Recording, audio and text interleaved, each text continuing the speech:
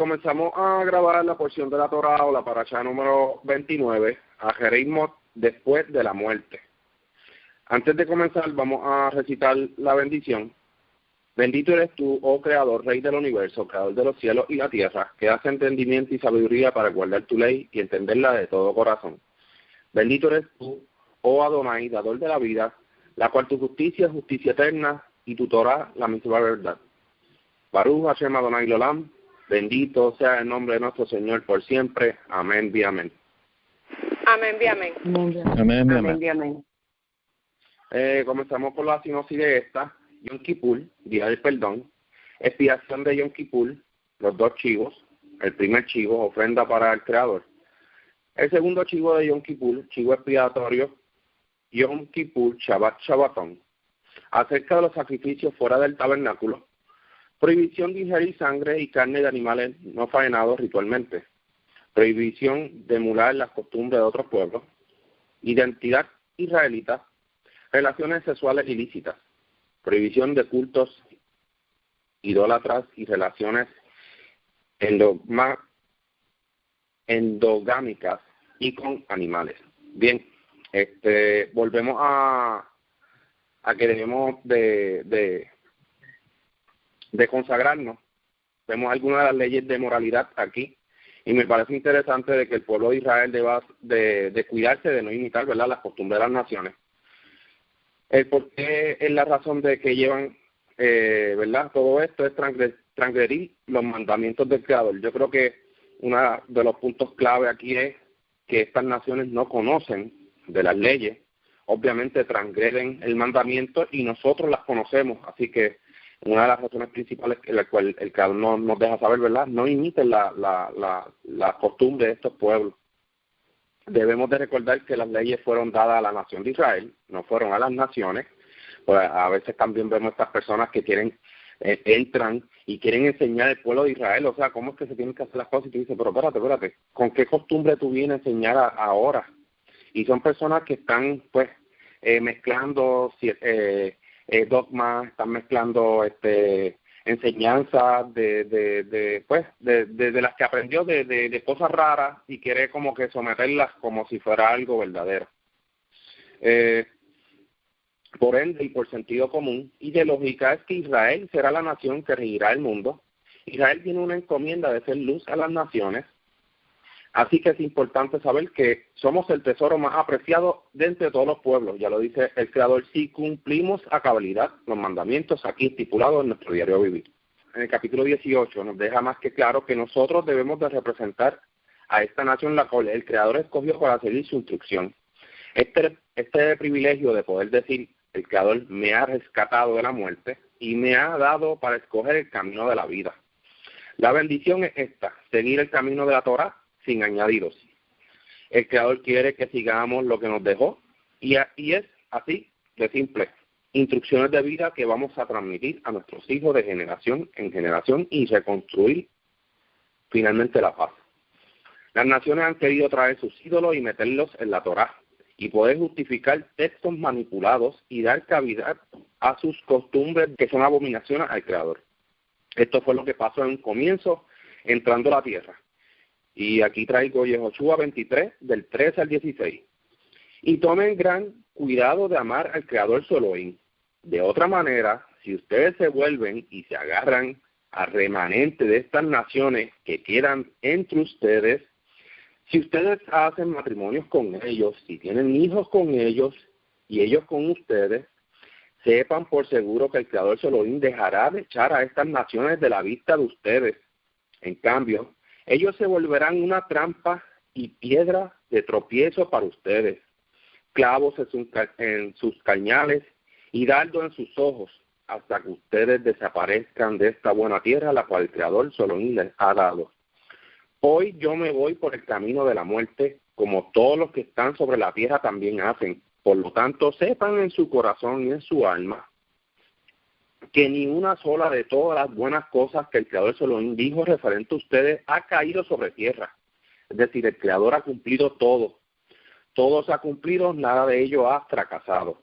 No obstante, así como todas las cosas buenas que el Creador Elohim prometió han venido sobre ustedes. Asimismo, el Creador traerá sobre ustedes todas las cosas malas también, hasta que los haya de destruir de esta buena tierra que el Creador Elohim les ha dado.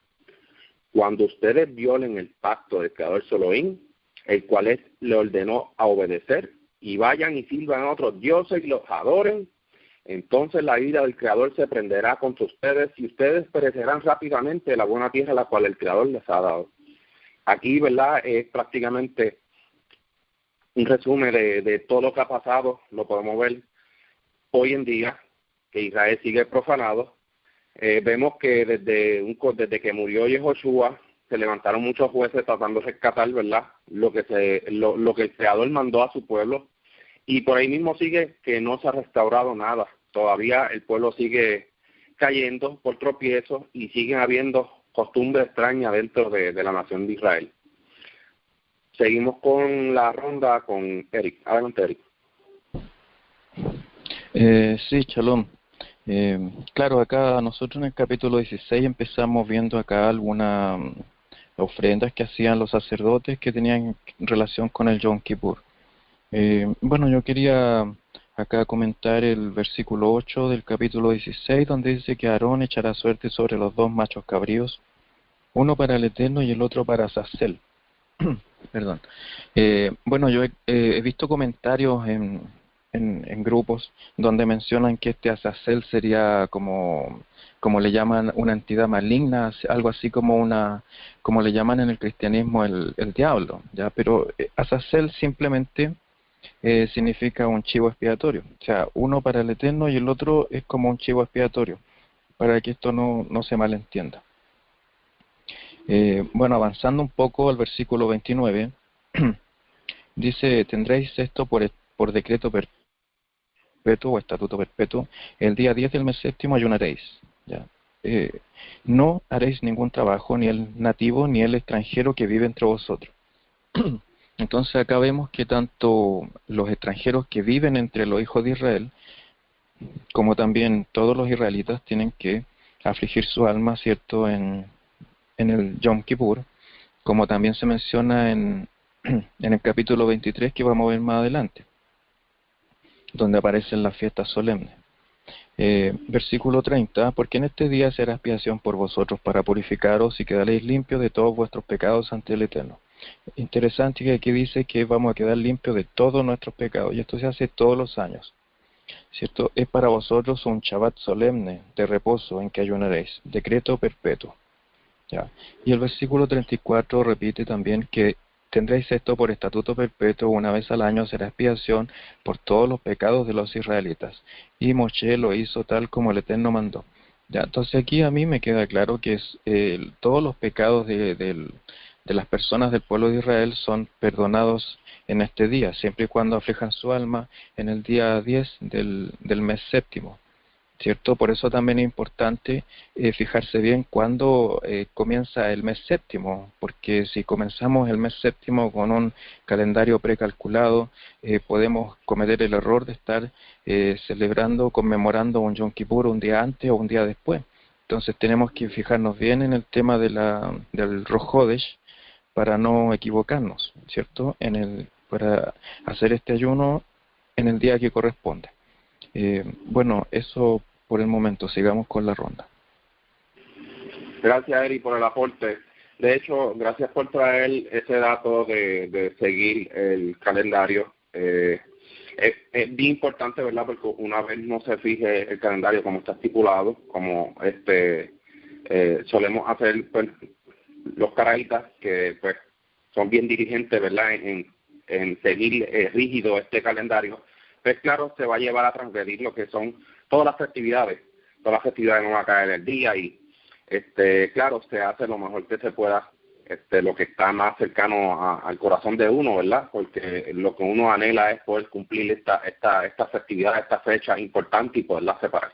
Seguimos con la ronda con Irina. Adelante, Irina. Sí, quería, ¿verdad? En este primer capítulo, el capítulo 16, cuando empieza, dice que esto fue luego de que sucediera lo de la muerte de los hijos de Aarón. Y es bien interesante cuando el Creador le dice a Moshe que le diga a Aarón que él no puede entrar a a la tienda, o sea, pasar por la cortina delante de la cubierta del arca cuando él quiera. O sea, él no puede entrar ahí en el momento que él le dé la gana, sino que el Creador le iba a avisar cuando podía. Y otra cosa bien interesante es que se le manda a vestir unas ropas específicas y a bañarse. O sea, aquí vemos de nuevo estas leyes de limpieza para quitar las impurezas del cuerpo antes de entrar a este lugar santísimo. Otra cosa también que encontré bien interesante es que dice que el Creador dice que Él va a aparecer en la nube por encima de la cubierta del arca, y yo creo que aquí vemos que dice, aunque se aparezca dentro por el medio de la nube, eso no significa que vamos a adorar una nube o un humo o lo que sea. El Creador es bien específico en no tomar ningún imagen o símbolo, lo que sea, para adoración, para adorarlo a Él, porque pues no podemos tener ninguna imagen ni semejanza de nada para referirse, ¿verdad?, a Él, o imaginarnos hacerle algún tipo de escultura o algo en referencia a Él. Otra cosa que quería mencionar, que Eric comentó en el versículo 8, cuando habla de que va a ser por Azazel, también se entiende que ¿verdad?, este cabro, cuando se suelta como chivo expiatorio, y se deja suelto. O sea, estaba leyendo una parashá de Nehemías Gordon que él dice que lo soltaban como en el desierto, lo dejaban libre, y es bien interesante, ¿verdad?, que el significado en realidad de este versículo a como lo interpretan otras denominaciones. Otra cosa que dice en este mismo versículo, que habla de echar suerte, no significa que, ¿verdad?, lo que significaba de echar suerte es como que lo iban a escoger sin tener que estar mirando a lo mejor por aspecto o por decisión, sino que iba a ser algo a ojos cerrados. Iba a escoger el que se iba a llevar delante del Creador para sacrificio, y el que se iba a utilizar como chivo expiatorio para soltarlo. Que es bien interesante, ¿verdad?, como se dice aquí, de que no se escogía por vista, sino se iba a escoger por suerte, o sea, a ciegas. Así que, ¿verdad?, así lo interpreto yo. Otra cosa que bien interesante de que se habla aquí, ¿verdad?, es que hablamos de este sacrificio, que esto es Yom Kippur, ¿verdad? Estamos hablando aquí de Yom Kippur, y sabemos que estamos cerca, ya entramos al segundo mes. O sea, hay que estar pendiente a la fecha, porque, ¿verdad?, se aproxima este día tan importante.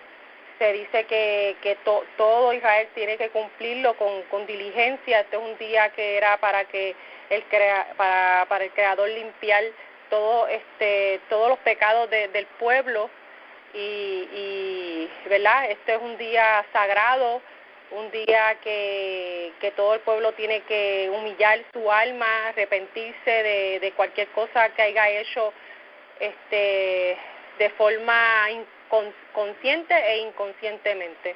Y nada, por el momento podemos seguir con la ronda.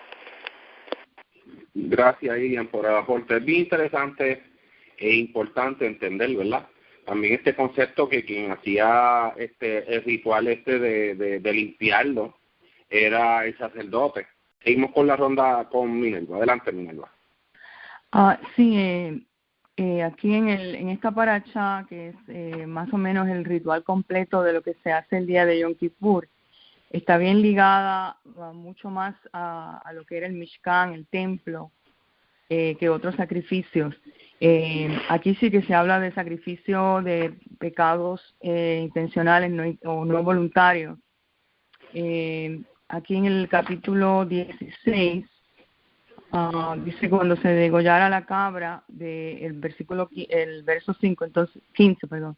Entonces degollará la cabra de ofrenda por el pecado del pueblo, y traerá su sangre al santuario interior, más allá del separador de tela. O sea que específicamente le dice dónde es que tiene que llevar, hasta dónde tiene que llevar esta sangre y hará con esta sangre lo mismo que hizo con la sangre del toro.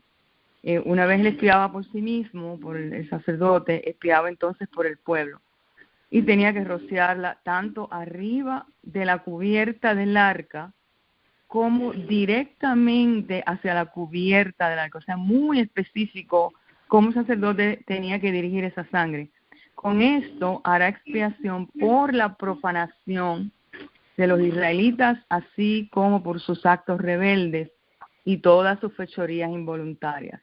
Aquí lo que yo veo es como una recopilación de todos esos pecados que quizás el pueblo lo tenía en la conciencia, que muchas veces no traían, no se acordaban de ellos, de las cosas que habían hecho en el pasado, de que salieron de Egipto, de toda esa época. Entonces tenían que venir como pueblo y específicamente él le daba estas directrices de cómo tenían que traer estas 2 cabras, los toros, todos estos sacrificios, y específicamente cómo iba el sacerdote a ejecutar estos sacrificios. Entonces efectuará, dice, exactamente el mismo ritual en la tienda de comunión, que permanece con los israelitas aun cuando estén impuros. El 17, nadie más estará en la tienda de comunión desde el momento en que Aarón entre en el santuario para hacer expiación hasta que salga.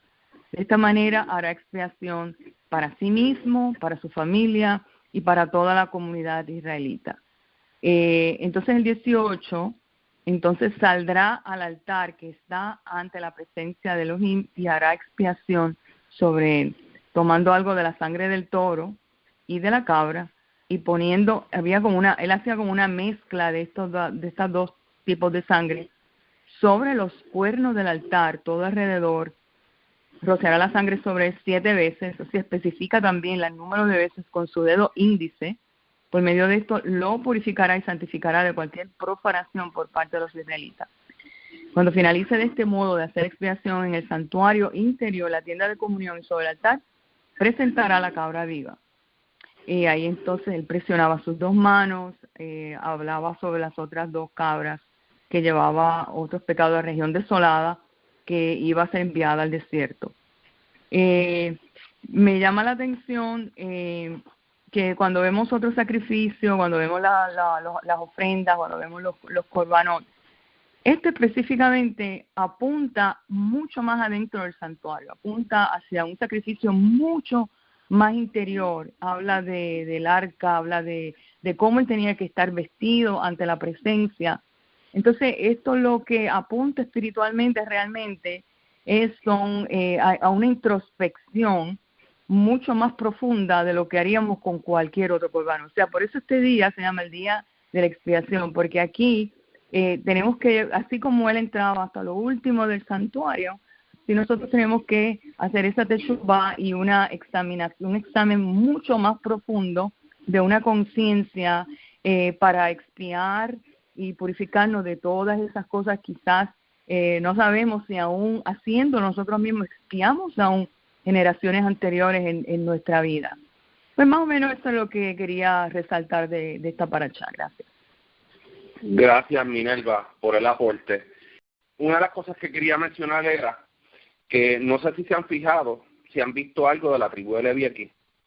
Es bien interesante también repasar, ¿verdad?, por esto un poco, porque hasta el momento no se ha mencionado nada de los levitas. Incluso no hemos llegado todavía a la parte donde se hace la transferencia de los hijos de Israel a los levitas.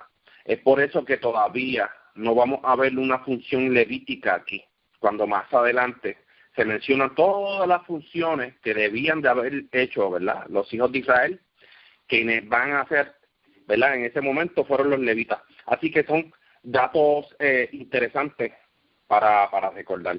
Sí, lo que quería mencionar ahorita era afligir el alma. Realmente Yom Kippur es una manera de afligir, yo creo que Eric lo había mencionado, y esta manera de afligirnos es bien abarcadora. Hay muchas maneras de cómo podemos afligir el alma, y yo creo que este es como que el punto clave para enfatizar el Yom Kippur. No sé si Emilio está por ahí disponible y quiera hacer algún aporte. Emilio. Está bien, Daniel, sigo escuchando. porque tú has dicho algo que sobre los levitas, que de la sustitución, yo sigo creyendo o sigo entendiendo que no hubo sustitución, sino una delegación de funciones. O sea, le quitaron funciones a los primogénitos y se le dio a los levitas. ¿Por qué? Porque los primogénitos llevaban mucha impureza al santuario, y por eso creo que fue que se le quitaron funciones y se le dio a los levitas. Pero yo sigo escuchando, Daniel. Claro, gracias Emilio por el aporte. Claro, los primogénitos vienen de los hijos de Israel. Por eso cuando se mencionan los hijos de Israel, se menciona también los primogénitos. O sea, los primogénitos venían de la casa de Israel. Gracias Emilio por el aporte. Qué interesante, ¿verdad? Los actos ilícitos de los cuales el Creador le deja saber a su pueblo es porque las naciones seguían estas costumbres. Claro, cuando vemos al Creador que dice, no sigan esto, harán lo otro, eran porque nos recuerda que salimos de Egipto, habían unas costumbres allá, y los llevo a la tierra donde también estas costumbres se practicaban. Así que esta tierra expulsó a estos moradores de esta tierra por haber, ¿verdad?, corrompido la tierra. Y estos son los actos ilícitos que estas naciones seguían. Eran actos deshonestos, actos de inmoralidad. El Creador deja claro que deben de seguir lo estipulado aquí, y que por los actos de estas naciones que han sido repetidas constantemente es que la tierra los expulsa. Vemos que las leyes tienen un balance y un entorno en beneficio de la tierra. Es por eso que vemos todo lo negativo que está pasando en nuestro entorno, en nuestro diario vivir aquí en el mundo. Cumplir estas leyes tiene un efecto tan positivo de restaurar la misma tierra. Si nosotros nos dedicamos a guardar las leyes de la Torá vigentemente, tiene una restauración tan profunda en la tierra que yo creo que mucha gente, si entendería esto, todo el mundo seguiría la Torá. Cambiando un poco de tema, lo que se menciona en el capítulo 17, versículo 10, sobre que debemos de vertir la sangre del animal antes de ser consumido. Interesante de que remarca que es también lo que debe hacer el extranjero. O sea, vemos claro que el Creador le da unas leyes al natural, pero dice, y para el extranjero también que vive entre ustedes. O sea que quiere decir que la ley dada al pueblo de Israel deberá proseguir también la norma extranjero que sigue al pueblo de Israel. No podemos pasar por alto y decir que existen las leyes del noaísmo, cuando estas leyes son unas leyes inventadas, ¿verdad?, para expulsar a estos gentiles, estos extranjeros que quieren llegarse al pacto del Creador. Y estamos viendo constantemente gente de que si pueden guardar el Shabbat, que si pueden hacer esto, sí lo pueden hacer. Y el Creador no está exponiendo otro tipo de camino. Esto lo están poniendo los hombres para desviar a estas personas que con todo su corazón quieren guardar ¿verdad?, estos días. Así que esta teoría del noaísmo se derrumba por estos argumentos. Así que esto lo hacen para alejar al extranjero que quiera llegarse al Creador. Y dice Yeshayahu 56, 2 al 8. Isaías 56, de 2 al 8 dice, bienaventurado el hombre que esto hiciere y el hijo de hombre que esto abrazare, que guardare el Shabbat de contaminarlo y que guarde su mano de hacer todo mal. Y el hijo de extranjero, allegado al Creador, no hable diciendo, me apartará totalmente el Creador de su pueblo. Ni diga el eunuco, he aquí yo soy árbol seco. Porque así ha dicho el Creador a los eunucos que guarden mi Shabbat y escogieron lo que yo quiero y abracen mi pacto. Yo les daré lugar en mi casa y dentro de mis muros, y nombre mejor que a los hijos y las hijas. Nombre perpetuo les daré que nunca aparecerá. Y a los hijos de los extranjeros que se allegaren al Creador para ministrarle y que amaran su nombre, para ser sus siervos, todos los que guarden el Shabbat de contaminarlo y abracen mi pacto. Yo los llevaré al monte de mi santidad y los recrearé en la casa de mi oración. Sus holocaustos y sus sacrificios serán aceptos sobre mi altar, porque mi casa de oración será llamada entre todos los pueblos. Dice el Creador Elohim, el que junta a los echados de Israel, y aún juntaré sobre él sus ayuntados. Así que, por ende, y por sentido común, no existe ninguna ley noágica ni otra cosa para descarrilar a todos aquellos que se quieran allegar a la Torá y cumplir la cabalidad. Sigamos con la ronda con Eric. Adelante, Eric. Sí, gracias. Bueno, el capítulo 17 también es bastante importante porque acá se menciona que no se pueden hacer ofrendas animales fuera de lo que es el templo, fuera del santuario. Dice, di a Aarón y a sus hijos, en el versículo 2. A todos los israelitas esto manda el Eterno: cualquier varón de Israel que sacrifique buey o cordero dentro o fuera del campamento y no lo traiga a la entrada de la tienda de reunión para ofrecer allí ofrenda al Eterno, será reo de sangre. Eso es lo que pasa cuando alguien anda ofreciendo. Yo he sabido de algunos grupos por ahí donde sacrifican un cordero en Pesaj. Entonces esas personas se convierten en reos de sangre, porque dice acá, será derramado, sangre derramó, ese hombre será cortado de su pueblo. ¿Ya? Y más abajo también menciona en el versículo 9, ¿cierto? Dice que, versículo 8, todo israelita o extranjero que viva entre vosotros que ofrezca holocausto o sacrificio y no lo traiga a la entrada de la tienda de reunión para ofrecerlo al Eterno, ese hombre será igualmente cortado de su pueblo. ¿Ya? Entonces, las personas que hacen eso están totalmente cortadas de Israel. Ellos no pueden considerarse israelitas ni judíos. ¿Ya? Son personas que están haciendo cosas a lo loco prácticamente. ¿Ya? Por eso es importante tener cuidado con esos grupos que se autodenominan caraítas, porque no tienen una formación en lo que es el caraísmo. Ellos no han hecho un curso para convertirse al caraísmo, por eso es que terminan haciendo cosas extrañas y cometiendo unas transgresiones que son brutales. Están totalmente alejados del pueblo. Quería comentar también el versículo 7, que en muchas Biblias cristianas aquí traducen una palabra Sair, lo traducen como demonio, pero Sair es un macho cabrío. Dice, así los israelitas no sacrificarán a los chivos o a los cabríos con quienes se han prostituido. Este decreto es perpetuo por todas sus generaciones.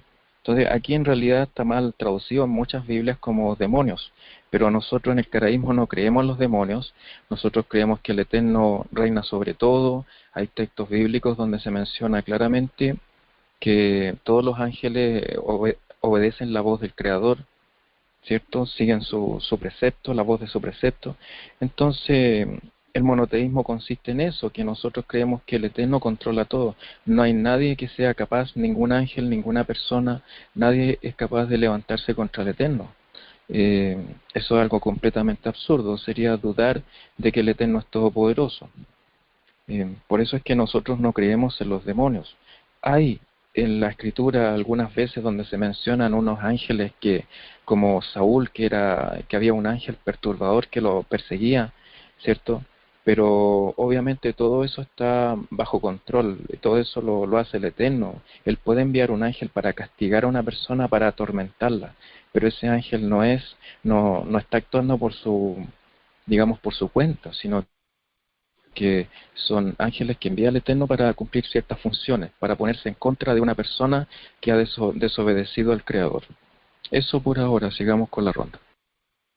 Gracias, Eric. Y ese emisario se convierte en un hasatán, se convierte en un adversario suyo, porque usted está haciendo lo que está en contra de la voluntad del Creador, así que se convierte en su adversario. Así que es importante poder entender todos estos conceptos y no venir con ideas raras de otras sectas y tratar de manipular los textos que están aquí en la Torah, que están muchas veces claros, que se leen una sola vez y se pueden entender.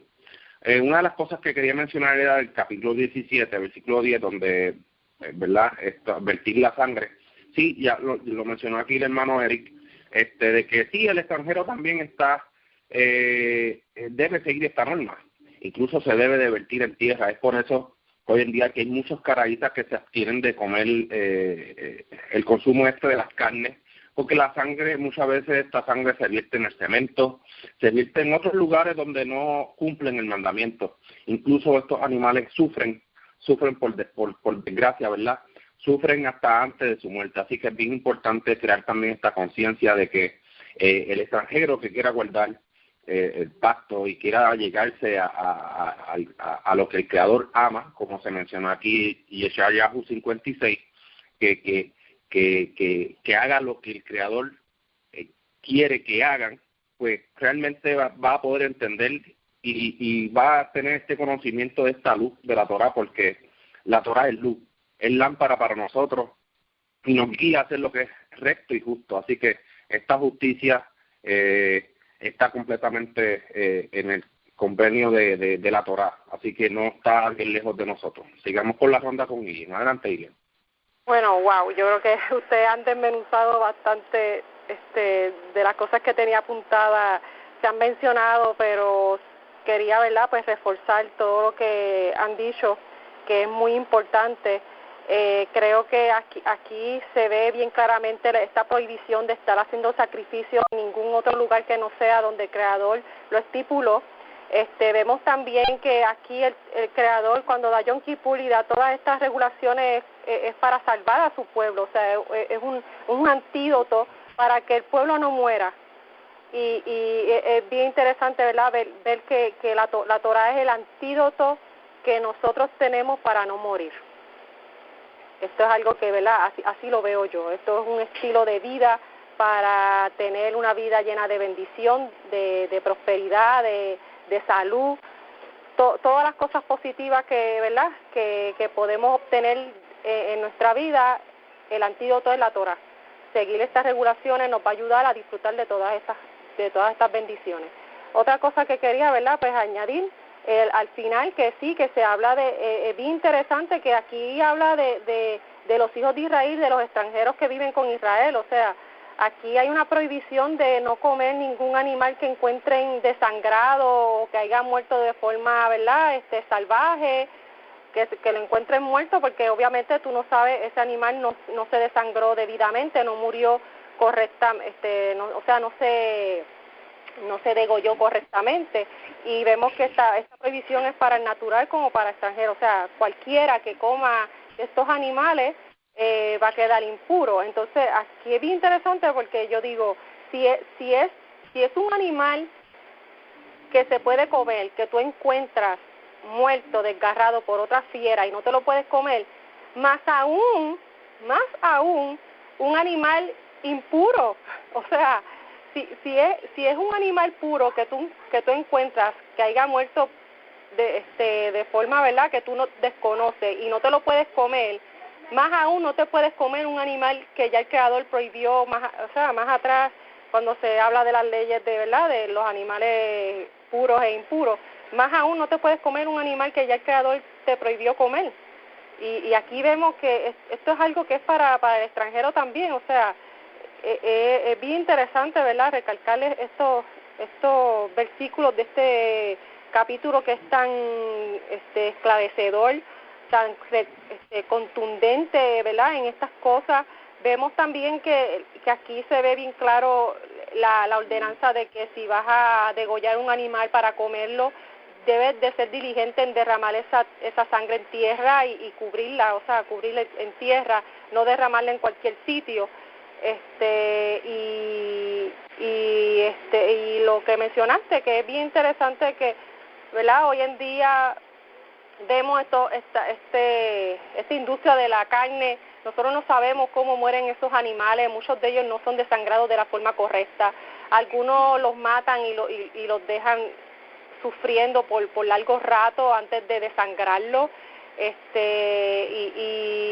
yo creo que nosotros, ¿verdad?, si vamos a seguir la Torah, vamos a seguir el antídoto para la vida, pues tenemos que ser diligentes y cuidarnos de caer en cosas tan básicas como esta.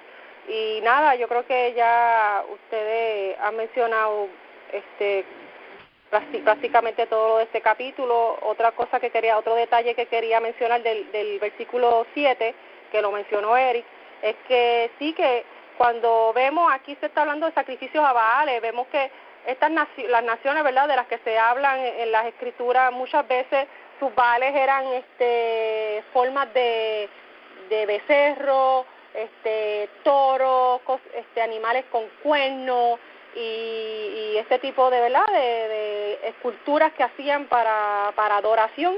Y es aquí cuando se dice que como que no vas a sacrificar a esos Baales, no vas a sacrificar más, está prohibido hacerlo. Y nada, eso es lo que puedo añadir, ¿verdad?, de este capítulo. Podemos seguir con la ronda. Gracias, Ilian, por el aporte. De hecho, esta gente que hacían unos ídolos de animales, ellos entendían que estos reyes, sus reyes, cuando morían, iban a reencarnar en estos animales y por eso eran tan sagrados como los tenían los egipcios. Y así podemos ver cómo los egipcios crean este famoso, ¿verdad?, buey, toro, animal, y le sacrifican en el desierto. Y es algo como que interesante, ¿verdad? No digo que es bueno conocer las otras costumbres, y yo creo que también es importante lo que le pasó al pueblo de Israel, porque el pueblo de Israel, cuando entró a la tierra, que empezaron a expulsar a estas personas, ¿verdad? Yehoshua empezó a expulsar y a sacar, que se quedaron unos pocos. El Creador les dijo, no aprendan ese camino. Y mira, parece que el pueblo se puso a indagar cómo es que ellos hacían sus costumbres. ¿Y qué pasó? Unos poquitos contaminaron al pueblo completo. O sea, prácticamente esos pocos que quedaron le fueron por azote a Israel, le fueron por tropiezo aquí, ¿verdad?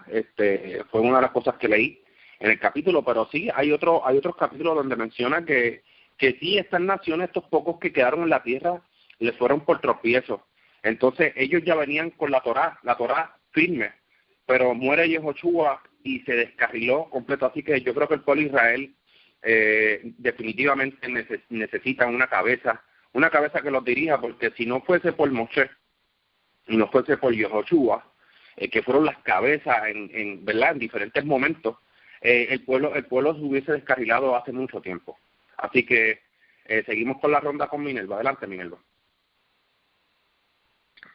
Sí, quería hacer un comentario sobre lo que aparece en el capítulo 18, que son leyes morales y sexuales. Pues verdaderamente, si partimos desde el comienzo, que el hombre fue creado a imagen y semejanza, Selem Elohim, pues tenemos que preservar esa imagen desde un principio. Y una de las formas en que se pierde el Selem Elohim es con estas perversiones sexuales. Y quien sufre realmente es la misma tierra, la misma humanidad, por causa de estos pecados. Y vemos aquí en orden como habla de incesto, padres, madrastra, hermanas, todo tipo de relaciones prohibidas, medio hermano, tía paterna, o sea, es bien específico, no dice solamente, sino que es específico por cada uno. Y de esta forma pues mantenemos el Selem Elohim, la imagen y semejanza. Y al igual habla de otras relaciones prohibidas. Dice, especialmente en el 21, dice, no des ninguno de tus hijos para ser iniciados a Molech, de modo que no profanes el nombre de Elohim, yo soy, Yod-Heh Vah-Heh. ¿Y quién era Molech? Pues Molech era un ritual que se relacionaba con religiones idólatras, pero en especial con Molech era un dios amonita, y el ritual era una iniciación donde los hijos e hijas de un hombre pasaban por el fuego, tenían que pasar rituales por el fuego. Entonces vemos cómo esto de Molech se ha ido a varios pueblos primitivos, vemos como muchos indígenas practican esto, otros pueblos. Obviamente pues esas son costumbres abominables y que son idolatría, y para decirlo en general, todo sacrificio humano realmente es idolatría. Y así pues más o menos eso es lo que quería comentar, cómo estas prácticas pues realmente son abominación, y por cosas como esta pues realmente pues vienen la destrucción y castigo sobre la tierra y la humanidad. Pues más o menos eso es lo que quería comentar. Gracias. Gracias, Minerva, por el aporte. Yo creo que sí, el castigo de mucha gente es por eso mismo. Viene mucho de la idolatría, de desobedecer, de hacer lo que a uno le parezca bien, y a veces lo que uno le parece bien, aunque sean con buenas intenciones, tiene que tener cuidado que no vaya a ser que esté transgrediendo algún mandato del Creador. El Creador fue el que hizo la tierra, diseñó todo, así que nosotros debemos de seguir este camino y ser obedientes a él. No sé si Emilio tiene algo que aportar. Emilio. No, está bien, Daniel, yo sigo escuchándolo a ustedes. Gracias, Emilio, por el aporte. Yom Kippur, Shabbat de Shabbatón. Este es el día del perdón hacia nosotros, pero ¿puede usted recibir perdón del Creador si no está totalmente arrepentido? Quien hace este oficio es el Cohen y debe seguir la norma según lo establecido, lo que estamos leyendo. Interesante, es el día de aflicción, de afligir su alma, y no es un día como tal de ayuno. Es importante entender esto. Una de las maneras más rápidas para afligirse es el ayuno, pero es esto lo que demanda el Creador de nosotros, que solo ayunemos. Y no quiero, ¿verdad?, que me malinterpreten, yo también hago el ayuno, pero a la misma vez también hago que otros reflexionen y reflexionemos en ese día, en afligir nuestra alma con el hambriento, con el desnudo, con el necesitado, con el que no tiene para compartir. Y quería leer un momentito Yeshayahu 58, si me permiten, que dice lo siguiente: clama en alta voz, no te detengas, alza tu voz como trompeta, y di al pueblo su rebelión, a la casa de Jacob su pecado, que me buscan cada día y quieren saber mis caminos, como gente que hubiesen obrado para justicia, y que no hubiesen dejado el derecho de su Elohim, preguntándome derecho de justicia, y quieren acercarse al Creador. ¿Por qué dicen ayunamos y no hiciste caso? Humillamos nuestras almas y no lo supiste. He aquí que en el día de vuestro ayuno halláis lo que quiere y todo lo que demanda vuestra hacienda. He aquí que para contiendas y debates ayunáis, y para herir con el puño inicuamente. No ayunéis como hasta aquí, para que vuestra voz sea oída en lo alto. O sea, que habla de una aflicción. Ese es el tal ayuno que yo escogí, que te encolves, que de día aflija el hombre su alma, que encolve su cabeza como junco y haga cama de silicio y de ceniza. Llamáis esto ayuno y día agradable al Creador. No es ante el ayuno que yo escogí desatar los líos de impiedad, deshacer los haces de opresión, soltar libre a los quebrantados y que rompan todo yugo, que partas tu pan con el hambriento, que a los pobres errantes metas en casa, que cuando vieres al desnudo lo cubras y no te escondas de tu hermano. Entonces nacerá tu luz como el alba y tu santidad reverdecerá presto, e irá tu justicia delante de ti, la gloria del Creador te recogerá. Entonces invocarás y oirás al Creador, clamarás y dirás a él, y dirá a él: heme aquí, y quitar de en medio de ti el yugo, el extenderle el dedo y hablar vanidad, y si derramares tu alma al hambriento y saciares el alma afligida, en las tinieblas nacerá tu luz y tu oscuridad será como el mediodía. Y el Creador te pastoreará siempre, y en la sequía saciará tu alma, y engordará tus huesos, y será como huerta de riego, y como manadero de aguas cuyas aguas nunca faltan. Y edificarán de ti los desiertos antiguos, los cimientos caídos de generación en generación levantarás, y serás llamado reparador de portillos, restaurador de calzadas para habitar. Si retrajeres del Shabbat tu pie, de hacer tu voluntad en mi día santo, y al Shabbat llamaréis delicia, santo, glorioso el Creador, y lo veneras, no haciendo tus caminos, ni buscando tu voluntad, ni hablando tus propias palabras. Entonces te deleitarás en el Creador, y yo te haré subir sobre las alturas de la tierra, y te haré comer la heredad de Jacob tu padre, porque la boca del Creador ha hablado. Interesante, ¿verdad?, que este texto diga tantas cosas adicional, ¿verdad?, al Shabbat. Yo pienso, ¿verdad?, que no solamente ayunar, también afligir esa alma, de pensar más allá y hacer una reflexión, porque realmente cualquiera puede ayunar. Cualquiera puede decir: está bien, yo me aguanto de comer. Y está a lo mejor sin reflexión, sin dirección, sin nada, lo que está aguantando la boca de comer algo, pero realmente eso es lo que pide el Creador, eso es lo que demanda Él.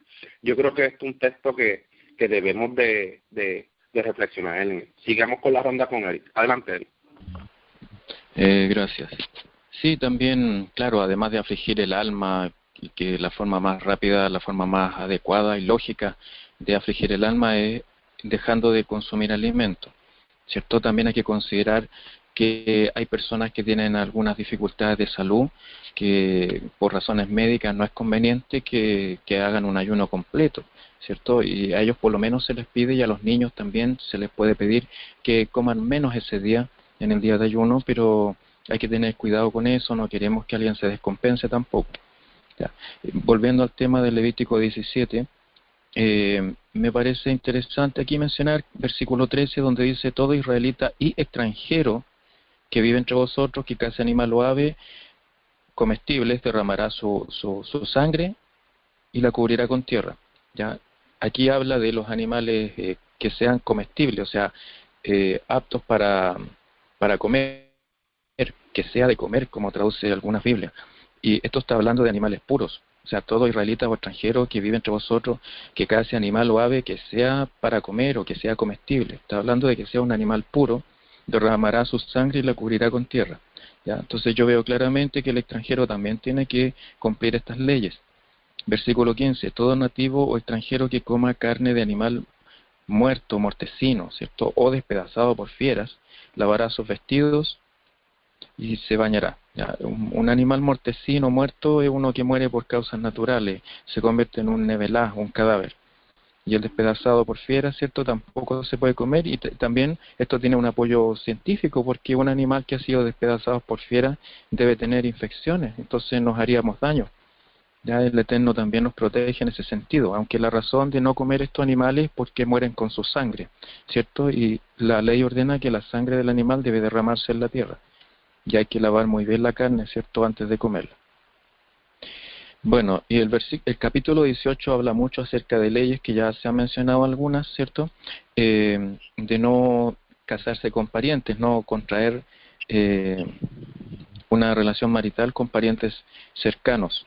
Acá no se mencionan, por ejemplo, los primos, pero nosotros sabemos que cuando la genética es muy cercana también pueden haber algún problema médico, algún problema, alguna enfermedad genética, ¿cierto? Entonces tenemos que evitar eso también en lo posible.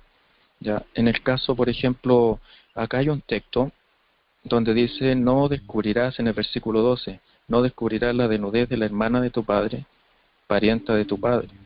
¿Ya? Entonces aquí está prohibiendo, por ejemplo, que un hombre se case con su tía.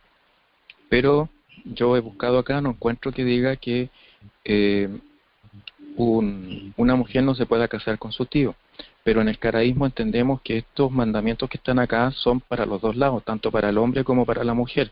Esto nosotros no lo entendemos en el caraísmo literalmente, en el sentido de que si se prohíbe una relación solamente para un hombre, que no te casarás con tal persona, entendemos que también para la mujer se aplica, ¿cierto? Como en este caso, no descubrirás la desnudez de la hermana de tu padre. Ya, en este sentido, para la mujer sería lo mismo, no descubrirás la desnudez del hermano de tu padre. Entonces, es aplicable también por una norma que hay en el caraísmo que se llama Hekesh, ¿cierto? Que es como una analogía. Eso quería comentar. Gracias. Gracias, Ari, por el aporte. Sí, definitivamente hay cosas que se le dicen al hombre, pero claro, se entiende que es para ambos, como el leer la Torá, el instruirse, el escucharla. En el libro de Nehemías podemos sacar muchos tabús que hoy en día son mencionados, son escuchados. Y así que el libro de Nehemías es un libro que es bastante, lo que es Esdras y Nehemías son bien libros que nos ayudan a entender muchas cosas, porque ahí se habla al pueblo como tal. Y cuando se habla el pueblo es mujeres, niños, ancianos, hombres, de todo. Así que estas leyes sí son dadas para el hombre y para la mujer, son para ambos. Así que yo sé que hay otras denominaciones que prohíben que la mujer escuche la Torá, que estudie la Torá, y no. ¿Sabes qué? Yo no considero que eso lo dice la Torá. La Torá dice que tanto mujeres, hombres y niños deben de escucharla y deben de aprender a temer al Creador. Sigamos con la ronda con Ian. Adelante, Ian. Sí, quería verla, capítulo 18, cuando empieza diciendo que el Creador le prohíbe al pueblo de Israel que no imiten las costumbres, ¿verdad?, de la tierra de donde salieron, de Egipto, ni de a la que irán.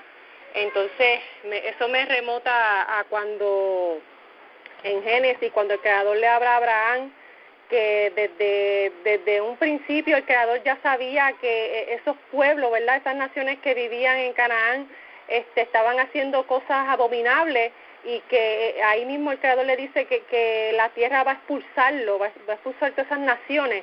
Entonces aquí le está dando como una advertencia al pueblo de que no imiten estas cosas, porque así mismo también como les pasó a ellos, la tierra también los va a expulsar a ustedes si hacen estas cosas que son abominables. Y verdad, es bien interesante que ya desde antes ya el Creador sabía lo que futuramente iba a pasar con estas naciones que estuvieron viviendo, verdad, en lo que se conocía como la tierra de Canaán o luego, verdad, Israel. Otra cosa bien interesante también es que cuando aquí este capítulo que se habla, verdad, de esta conducta, verdad, que se entiende que es inmoral, vemos que hay naciones como Sodoma y Gomorra que verdad, traigo este ejemplo, que cometían estos actos de, verdad, estos actos sexuales inmorales, y que el Creador pues está en desacuerdo con eso, y sabemos lo que pasó con Sodoma y Gomorra, y verdad, son ejemplos que podemos leer anteriormente que nos traen a esta lectura. Otra cosa que quería leer, verdad, que más abajo dice, es bien gracioso, verdad, porque la historia, el relato de Jacob, vemos que Jacob cuando llega, él se enamora de Rachel, y él trabaja, ¿verdad? Él hace un trato con el padre de Rachel para casarse con ella, y vemos que el padre hace, ¿verdad?, este engaño a Jacob y termina casándose con las dos hermanas, y vemos que aquí, ¿verdad?, una de las ordenanzas en el 18 creo que dice: no tomará mujer para ser rival con su hermana, no tendrá relaciones sexuales con ella mientras aún su hermana esté viva. Y pues cuando dice aquí rivalidad, pues, ¿verdad?, me transporto al relato de Jacob, la rivalidad que había entre Lea y Rachel. Es algo que aquí estamos viendo un mandato del Creador para evitar algo que vemos en un relato que fue un dolor de cabeza para Jacob. Y como dije en un principio, todas estas ordenanzas son para traernos paz, para que el pueblo estuviera bien, y evitar, ¿verdad?, que traer impureza, inmundicia, calamidad, traer enfermedades, traer problemas, traer criminalidad al pueblo, ¿verdad? Y yo creo que son leyes que son de conducta ética y moral correctas, y es bien interesante, ¿verdad? Y ¿verdad?, traigo este ejemplo de Jacob cuando se casa con Lea. Quiero aclarar que Jacob, su intención no era casarse con las dos, fue que él fue engañado, ¿verdad? Eso lo tenemos, ¿verdad?, bastante claro cuando leemos su relato. Y con todo y eso vemos, ¿verdad?, los problemas que trajo ¿verdad?, este doble matrimonio con las hermanas, pues trajo esta rivalidad. Otra cosa que quería, ¿verdad?, seguir abundando sobre lo de las conductas aquí que se hablan que no se deben hacer. Vemos que, como mencioné ahorita, que estos pueblos como Sodoma y Gomorra, los amonitas, todos estos pueblos que vivieron en la tierra, que hacían todas estas abominaciones, hacían sacrificios humanos, adoraban dioses, imágenes, se casaban con sus madres, con sus padres, con sus tías, hacían todo este tipo de barbaridades, y en la misma tierra los desechaba, o sea, morían. Y vemos bien rotundamente el Creador como dice: no los imiten, para que vivan, no hagan esas cosas. Y también vemos cómo también el Creador deja que algunas de estas personas de estos pueblos vivieran alrededor de Israel, y yo creo que también lo hacía más bien como una prueba para ver si ¿verdad?, si los israelitas se desviaban viendo los caminos de estas naciones. Y por eso, ¿verdad?, hoy en día que nosotros estamos en la diáspora y vivimos ¿verdad?, en las naciones, vivimos fuera de Israel, debemos de ser bien diligentes en no contaminarnos con las costumbres de las naciones y estar firmes. Esto es un caminar que es solitario, y al ser solitario es un poco más, ¿verdad?, cuesta arriba, como dicen por acá en Puerto Rico. Y yo creo que, ¿verdad?, el Creador va a ver nuestras intenciones de ser rectos en nuestros caminos, ¿verdad? Y yo creo que esa es la enseñanza de la Torá y de los relatos las historias que se relatan en la Mikra. Y por ahora, ¿verdad? Eso es lo que quería añadir. Podemos seguir con la ronda.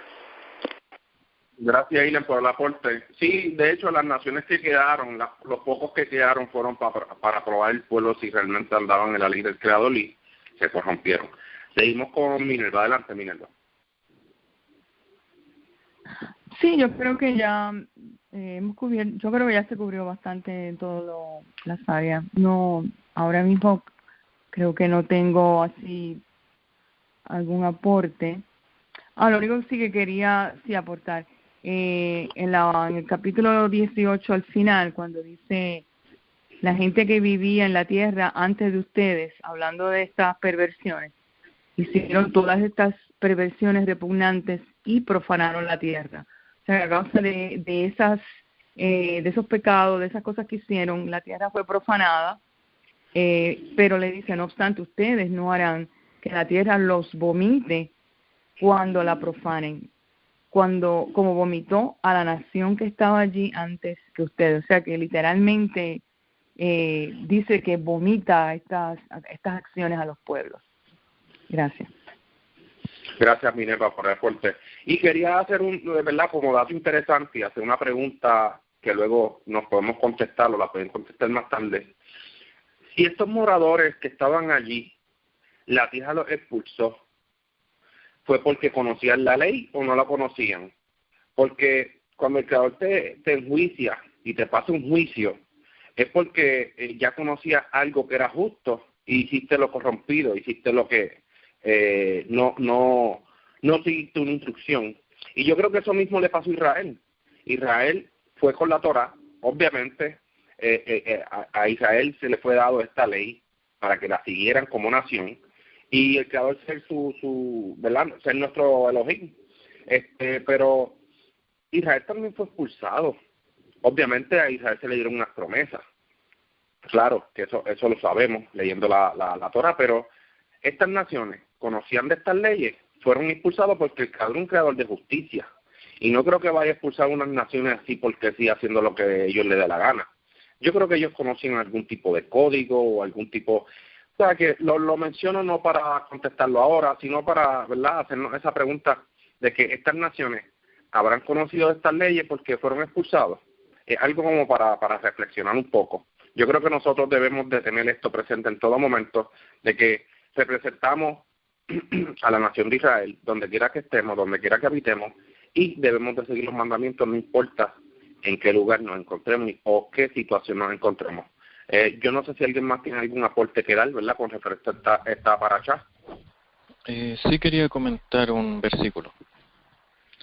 Capítulo 18, versículo 26, dice, referente a las leyes de moralidad sexual, ¿cierto? No tener matrimonio con parientes.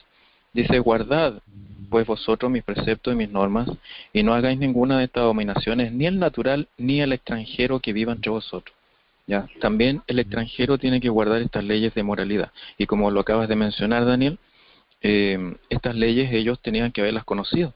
Por algo fueron expulsados, fueron vomitados de esa tierra por transgredir estas leyes, estas normas de moralidad sexual, estas normas de no descubrir la desnudez de los parientes, que se refiere a un acto sexual. Entonces, yo he visto comentarios de hermanos, de hermanos del judaísmo, que dicen que no, que el noajida, ¿cierto?, no tiene que cumplir las mismas leyes que todas estas leyes no se aplican al noajida, dicen. Pero lamentablemente la escritura no dice eso. Eso del noajida es un invento que se originó en el Talmud. Nosotros no creemos en ese cuento. Nosotros creemos que estas leyes son aplicables al natural y también a los extranjeros. En este caso son los extranjeros que salieron con Israel desde Egipto. Pero nosotros estamos enseñando estas leyes a todas las personas que quieran escucharlas. No estamos cerrándole las puertas a las personas ni haciendo discriminación. El único problema es cuando alguien empieza a enseñar, a decir que es judío, siendo que no ha cumplido todos los procesos de formación. Esas personas nosotros tenemos que reportarlas de alguna manera. Pero los hermanos que llegan con sencillez, con humildad, dispuestos a aprender estas leyes, dispuestos a aprender el camino que enseña el caraísmo, nosotros tenemos las puertas abiertas para todos los que quieran aprender, siempre y cuando obviamente sigan los procesos formales de conversión y con respeto. Eso quería agregar. Gracias. Gracias, hermano Eric. Estoy totalmente de acuerdo con lo que acabas de mencionar. Muy de acuerdo. ¿Alguien más que quiera dar algún aporte final? Si no, les deseo entonces chau a todos. Chau a todos. Chao a todos. Chao a todos.